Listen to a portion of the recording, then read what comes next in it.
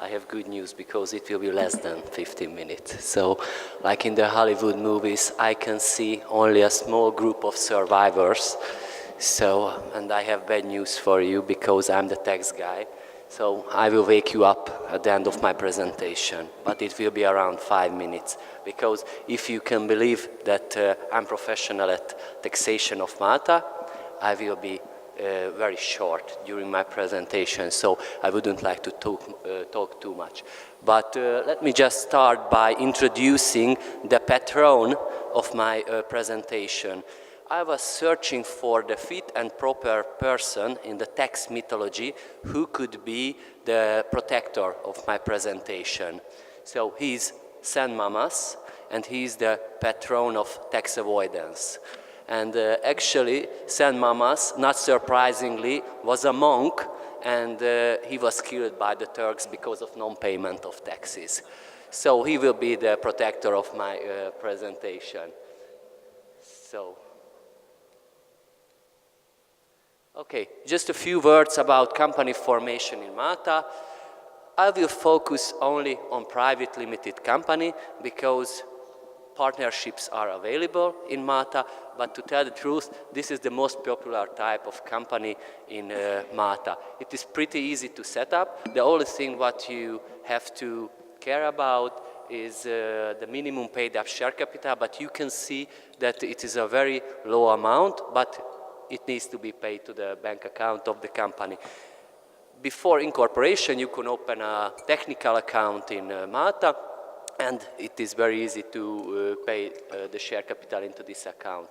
It's a tricky thing because you have to have at least minimum 2 shareholders in the company, which means that 2 business people needed for this purpose. But don't worry about this because it is very easy to do it. It is very easy to do it even if there is only 1 shareholder, because a corporate service provider can add 1 more shareholder into the company, and this guy can have only 1 share. So that's not a problem at all. So corporate director is permitted, and you have to have at least 1 secretary, an individual secretary. And like in many countries, you have to submit an annual return to the corporate registry, and apart from this, it is necessary to submit accounts, financial statements to the tax authority, and they must be audited by a qualified auditor. And let's go on to the next topic, which is the most important part of my presentation, which is the corporate income tax in Malta. Maybe you are a little bit surprised because it is a very high corporate tax in Malta, but there is a small trick. Because the effective tax rate is only 5% in general. Why? There is a so-called tax refund system in Malta, which means that after paying this 35% corporate income tax, you can apply for a tax refund at the tax authority, which means that in general, the 6/7 of the paid tax can be paid back to the shareholders of the company. So not to the company, so this will be payable to the shareholders of the company. This is what I call the real esoteric tax system, because for the public it is 35%, but in fact it is only 5%. But you have to pay attention because the tax refund is only for non-resident. But what about people who would like to go for the residency program in Malta? So unless they are not domiciled in Malta, they can also apply for the tax refund in Malta, but a foreign shareholder is needed into this company, and it is a legal procedure to claim back the tax refund through a foreign company. Sorry I really don't want to wake you up, so I have to do this because I'm a little bit noisy. So let me just talk about the participation exemption in Malta. You might know that it is a pretty good regime in Malta because in most of the cases, dividend and capital gain is tax exempt. There are some requirements which should be fulfilled, but it is very easy to fulfill these requirements. And there is one more extra in Malta. I can say this is the cherry on the top of the cake because this participation exemption is applicable to foreign partnerships too. So if you have a Malta holding entity and it has a UK limited partnership as a subsidiary, the contribution from the subsidiary, which is a limited partnership, can be also tax exempt. It is a very unique in Europe because in most of the European countries, dividend, I mean contribution from partnerships, cannot be classified as dividend. And in most of the cases, there isn't withholding tax at all, so the tax planning is very easy if you are the owner of a Malta company. So my favorite field is the comparison of different tax systems, and I know that most of Russian business people are familiar with Cypriot companies, and for this reason it is better to give you more details about Malta in the light of taxation in Cyprus.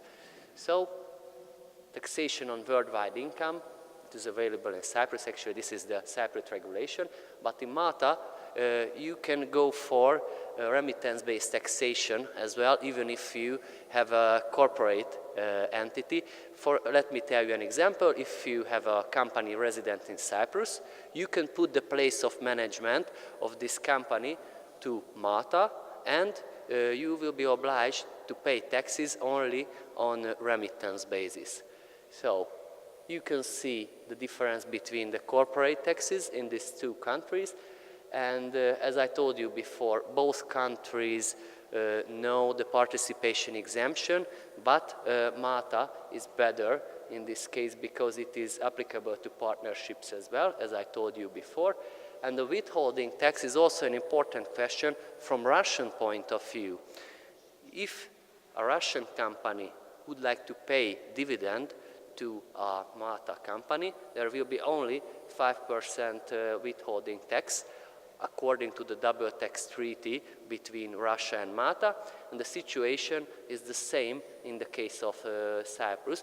There is only one requirement, which is a minimum threshold. This is just 10% regarding the participation. So, but it would be great to check from Russian point of view these Maltese entities, because you might know, I'm sure you know that you have your Russia controlled foreign company regulation, but it is good news for you that Malta is on white list. Formerly it wasn't, to tell the truth, but the government of Malta did it successfully, and Malta was removed from this list. And you know very well that from the point of view of Russian legislation, this 35% can fulfill the Russian requirements. Maybe it is just a simplification, but in general, it is very easy to fulfill the Russian requirements. I know that the devil is always in the details, but it is not so hard to have a Russian company which is not a controlled foreign company from Russian point of view. And of course, if you set up an active company in Malta, you can be classified as non-controlled foreign company, and investment funds can be excluded as well. And you might know that Malta is the real home of investment funds, but I will talk a little about investment funds during the next slide. Because next to tax planning, nowadays, in the age of automatic exchange of information, I think confidentiality is gold. So, you can set up a listed company in Malta very easily, and it is also very easy to put this company to the Malta stock exchange. So, in this case, you can be the owner of a public limited company, And there is one more important factor related to this point. If you set up an investment fund in Malta and it will be listed on the stock exchange of Malta, the fund manager can refuse the other party, the fund manager can refuse the other party to buy your company, so it can reject any offers. So, the secret weapon of Malta is the professional investment fund. You can see the details on this slide, so it is pretty good because you can set up a self-managed fund, and there is no leverage and investment restrictions for these professional funds.